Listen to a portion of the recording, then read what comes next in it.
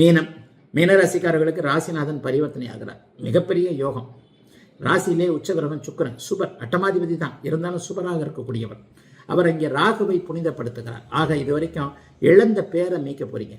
பேர் கட்டு போச்சு, வாக்கு தவறி போச்சு, இவன் இதுக்கு லாய்க்கு இல்லை அப்படின்னு ஆகி போச்சு, வேலை போச்சு, வியாபாரம் போச்சு, தொழில் போச்சு, அப்படி இருக்குது இப்படி இருக்குது, ரொம்ப கஷ்டப்பட்டுக்கிட்டு இருக்கிறேன், ஜென்மச்சனி வேறு எனக்கு பயமாக இருக்குது.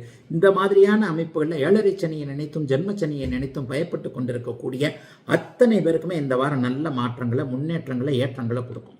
என்னன்னு பார்த்தீங்கன்னா 11, 12 ராசி ஆகின்ற இடங்களில் சந்திரன் வளர்பிறையாக வருகிறார்.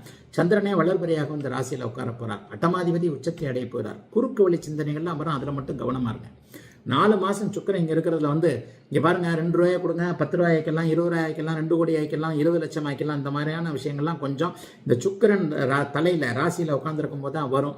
ஆகவே கொஞ்சம் இந்த குறுக்கு வழி அமைப்புகளில் மட்டும் மனதை செலுத்தாமல் நேர்வழி அமைப்புகளில் மனதை செலுத்தி சம்பாதிக்கக்கூடிய அமைப்புகள் இப்போது உண்டு. 3ஆம் இடத்து அதிபதி உச்சமாவதும் 3ஆம் இடத்துல ராசிநாதன் பரிவர்த்தனை அடைகிறதும் ஒரு நிலையில் யோகமான ஒரு அமைப்பு. மனசு கொஞ்சம் கண்ட்ரோலாகவே இருக்கும். கெட்டுப்போன பேர், இழந்து போன பேரை திரும்ப வர வைக்கக்கூடிய தன்மைகள் கண்டிப்பாக உண்டு. எதிலும் ஒரு நிறைவுகள் கண்டிப்பாக இருக்கும். ஆகவே எதை பற்றியும் கவலைப்படாமல் பரம்பொருள் இருக்கிறது நம்மளை காப்பாற்றுவதற்கு என்கின்ற அமைப்போடு முனைப்போடு எல்லா விஷயத்தையும் செய்யக்கூடிய அமைப்புகள் இப்போது அப்படியே மீனராசிக்காரர்களுக்கு வருதுங்க. நான் அடிக்கடி சொல்லுவேங்க, இந்த வருஷத்துலேருந்தே உங்களுக்கு ஜென்மச்சனி ஆரம்பிக்குது.